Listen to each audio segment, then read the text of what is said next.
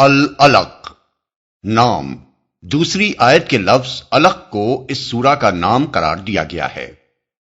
زمانہ نزول، اس سورت کے دو حصے ہیں۔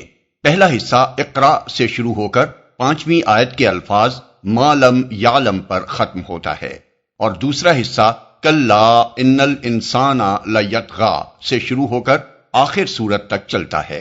پہلے حصے کے متعلق علماء امت کی عظیم اکثریت اس بات پر متفق ہے کہ یہ سب سے پہلی وحی ہے جو رسول اللہ صلی اللہ علیہ وسلم پر نازل ہوئی۔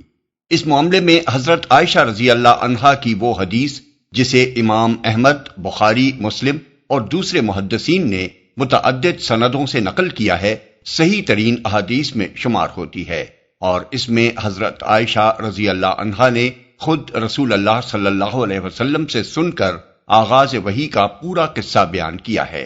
اس کے علاوہ ابن عباس رضی اللہ عنہ، ابو موسیٰ اشعری رضی اللہ عنہ اور صحابہ کی ایک جماعت سے بھی یہی بات منقول ہے کہ قرآن کی سب سے پہلی آیات جو حضور صلی اللہ علیہ وسلم پر نازل ہوئیں وہ یہی تھیں۔ دوسرا حصہ بعد میں اس وقت نازل ہوا جب رسول اللہ صلی اللہ علیہ وسلم نے حرم میں نماز پڑھنی شروع کی اور ابو جہل نے آپ کو دھمکیاں دے کر اس سے روکنے کی کوشش کی۔ آغاز وحی، محدثین نے آغاز وحی کا قصہ اپنی اپنی سندوں کے ساتھ امام زہری سے، اور انہوں نے حضرت عروہ بن زبیر سے، اور انہوں نے اپنی خالہ حضرت عائشہ سے نقل کیا ہے۔ وہ فرماتی ہیں کہ رسول اللہ صلی اللہ علیہ وسلم پر وحی کی ابتدا سچے اور بعض روایات میں ہے اچھے خوابوں کی شکل میں ہوئی۔ آپ جو خواب بھی دیکھتے وہ ایسا ہوتا کہ جیسے آپ دن کی روشنی میں دیکھ رہے ہیں۔ پھر آپ تنہائی پسند ہو گئے اور کئی شب و روز غار حرا میں رہ کر عبادت کرنے لگے۔ حضرت عائشہ نے تحنس کا لفظ استعمال کیا ہے، جس کی تشریح امام زہری نے تعبد سے کی ہے۔ یہ کسی طرح کی عبادت تھی جو آپ کرتے تھے، کیونکہ اس وقت تک اللہ تعالیٰ کی طرف سے آپ کو عبادت کا طریقہ نہیں بتایا گیا تھا۔ آپ کھانے پینے کا سامان گھر سے لے جا کر وہاں چند روز گزارتے، پھر حضرت خدیجہ کے پاس واپس آتے اور وہ مزید چند روز کے لیے سامان آپ کے لیے مہیا کر دیتی تھیں۔ ایک روز جب کہ آپ غار حرا میں تھے، یکایک آپ پر وحی نازل ہوئی اور فرشتے نے آ کر آپ سے کہا پڑھو۔ اس کے بعد حضرت عائشہ خود رسول اللہ صلی اللہ علیہ وسلم کا قول نقل کرتی ہیں کہ میں نے کہا میں تو پڑا ہوا نہیں ہوں۔ اس پر فرشتے نے مجھے پکڑ کر بھینچا، یہاں تک کہ میری قوت برداشت جواب دینے لگی۔ پھر اس نے مجھے چھوڑ دیا اور کہا پڑھو۔ میں نے کہا میں تو پڑا ہوا نہیں ہوں۔ اس نے دوبارہ مجھے بھینچا اور میری قوت برداشت جواب دینے لگی۔ پھر اس نے مجھے چھوڑ دیا اور کہا پڑھو۔ میں نے پھر کہا میں تو پڑا ہوا نہیں ہوں۔ اس نے تیسری مرتبہ مجھے بھینچا، یہاں تک کہ میری قوت برداشت جواب دینے لگی۔ پھر اس نے مجھے چھوڑ دیا اور کہا اقرا بسم ربک الذی خلق، پڑھو اپنے رب کے نام کے ساتھ جس نے پیدا کیا، یہاں تک کہ ما لم یعلم، جسے وہ نہ جانتا تھا، تک پہنچ گیا۔ حضرت عائشہ رضی اللہ عنہا فرماتی ہیں کہ اس کے بعد رسول اللہ صلی اللہ علیہ وسلم کانپتے لرزتے ہوئے وہاں سے پلٹے اور حضرت خدیجہ کے پاس پہنچ کر کہا مجھے اڑھاؤ، مجھے اڑھاؤ۔ چنانچہ آپ کو اڑھا دیا گیا۔ جب آپ پر سے خوف زدگی کی کیفیت دور ہو گئی تو آپ نے فرمایا اے خدیجہ یہ مجھے کیا ہو گیا ہے؟ پھر سارا قصہ آپ نے ان کو سنایا اور کہا مجھے اپنی جان کا ڈر ہے۔ انہوں نے کہا ہرگز نہیں، آپ خوش ہو جائیے، خدا کی قسم آپ کو خدا کبھی رسوا نہ کرے گا۔ آپ رشتہ داروں سے نیک سلوک کرتے ہیں، سچ بولتے ہیں۔ ایک روایت میں یہ اضافہ ہے کہ امانتیں ادا کرتے ہیں، بے سہارا لوگوں کا بار برداشت کرتے ہیں، نادار لوگوں کو کما کر دیتے ہیں، مہمان نوازی کرتے ہیں اور نیک کاموں میں مدد کرتے ہیں۔ پھر وہ حضور کو ساتھ لے کر ورقہ بن نوفل کے پاس گئیں جو ان کے چچا زاد بھائی تھے۔ زمانہ جاہلیت میں عیسائی ہو گئے تھے، عربی اور عبرانی میں انجیل لکھتے تھے، بہت بوڑھے اور نابینا ہو گئے تھے۔ حضرت خدیجہ نے ان سے کہا بھائی جان ذرا اپنے بھتیجے کا قصہ سنیے۔ ورقہ نے حضور صلی اللہ علیہ وسلم سے کہا بھتیجے تم کو کیا نظر آیا؟ رسول اللہ صلی اللہ علیہ وسلم نے جو کچھ دیکھا تھا وہ بیان کیا۔ ورقہ نے کہا یہ وہی ناموس یعنی وہی لانے والا فرشتہ ہے جو اللہ نے موسیٰ علیہ السلام پر نازل کیا تھا۔ کاش میں آپ کے زمانہ نبوت میں قوی جوان ہوتا، کاش میں اس وقت زندہ رہوں جب آپ کی قوم آپ کو نکالے گی۔ رسول اللہ صلی اللہ علیہ وسلم نے فرمایا، کیا یہ لوگ مجھے نکال دیں گے؟ ورقہ نے کہا، ہاں، کبھی ایسا نہیں ہوا کہ کوئی شخص وہ چیز لے کر آیا ہو جو آپ لائے ہیں اور اس سے دشمنی نہ کی گئی ہو۔ اگر میں نے آپ کا وہ زمانہ پایا تو میں آپ کی پرزور مدد کروں گا۔ مگر زیادہ مدت نہ گزری تھی کہ ورقہ کا انتقال ہو گیا۔ یہ قصہ خود اپنے منہ سے بول رہا ہے کہ فرشتے کی آمد سے ایک لمحہ پہلے تک بھی رسول اللہ صلی اللہ علیہ وسلم اس بات سے خالی الذہن تھے کہ آپ نبی بنائے جانے والے ہیں۔ اس چیز کا طالب یا متوقع ہونا تو درکنار، آپ کے وہم و گمان میں بھی یہ نہ تھا کہ کوئی ایسا معاملہ آپ کے ساتھ پیش آئے گا۔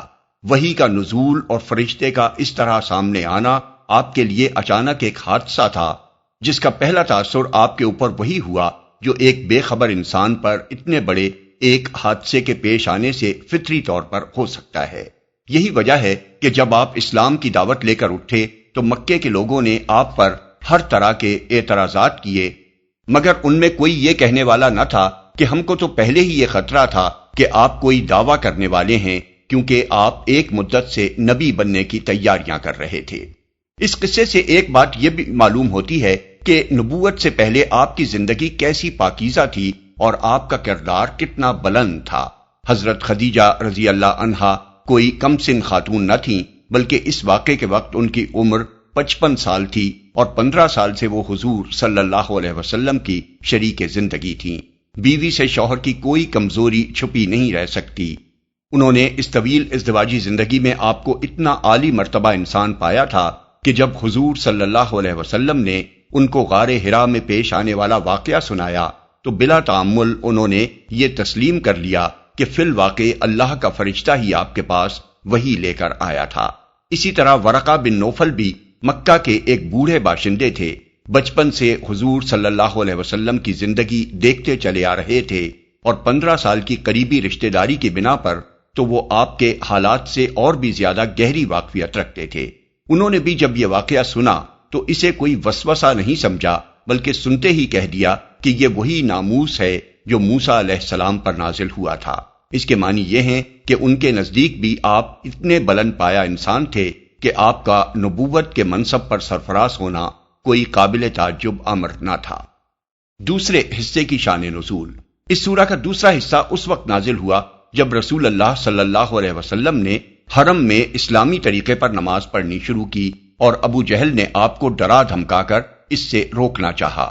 معلوم ایسا ہوتا ہے کہ نبی ہونے کے بعد قبل اس کے کہ حضور صلی اللہ علیہ وسلم اسلام کی علانیہ تبلیغ کا آغاز کرتے، آپ نے حرم میں اس طریقے پر نماز ادا کرنی شروع کر دی جو اللہ تعالیٰ نے آپ کو سکھائی تھی، اور یہی وہ چیز تھی جس سے قریش نے پہلی مرتبہ یہ محسوس کیا کہ آپ کسی نئے دین کے پیرو ہو گئے ہیں۔ دوسرے لوگ تو اسے حیرت ہی کی نگاہ سے دیکھ رہے تھے، مگر ابو جہل کی رگے جاہلیت اس پر پھڑک اٹھی اور اس نے آپ کو دھمکانا شروع کر دیا کہ اس طریقے پر حرم میں عبادت نہ کریں۔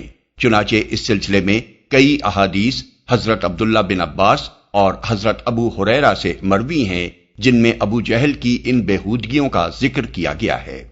حضرت ابو ہریرہ رضی اللہ عنہ کا بیان ہے کہ ابو جہل نے قریش کے لوگوں سے پوچھا، کیا محمد صلی اللہ علیہ وسلم تمہارے سامنے زمین پر اپنا منہ ٹکاتے ہیں؟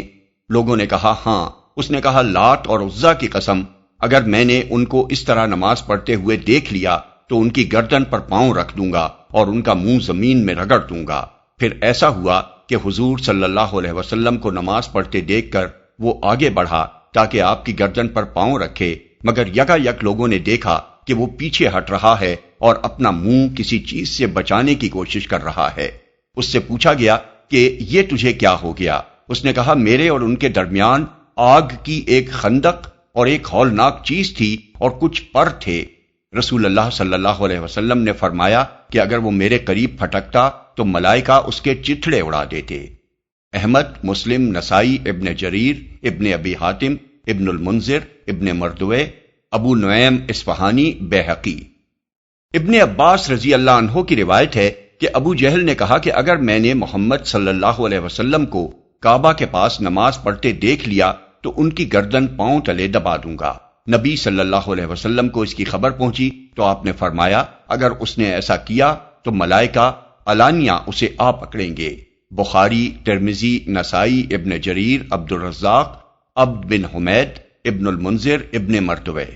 ابن عباس رضی اللہ عنہ کی ایک اور روایت ہے کہ رسول اللہ صلی اللہ علیہ وسلم مقام ابراہیم پر نماز پڑھ رہے تھے، ابو جہل کا ادھر سے گزر ہوا تو اس نے کہا، اے محمد، کیا میں نے تم کو اس سے منع نہیں کیا تھا؟ اور اس نے آپ کو دھمکیاں دینی شروع کر دیں۔ جواب میں رسول اللہ صلی اللہ علیہ وسلم نے اس کو سختی کے ساتھ جھڑک دیا۔ اس پر اس نے کہا، اے محمد، تم کس بل پر مجھے ڈراتے ہو؟ خدا کی قسم، اس وادی میں میرے حمایتی سب سے زیادہ ہیں۔ احمد، ترمذی، نسائی، ابن جریر، ابن ابی شیبہ، ابن المنذر، طبرانی، ابن مردوے۔ انہی واقعات پر اس سورہ کا وہ حصہ نازل ہوا جو کلا ان الانسان لیطغی سے شروع ہوتا ہے۔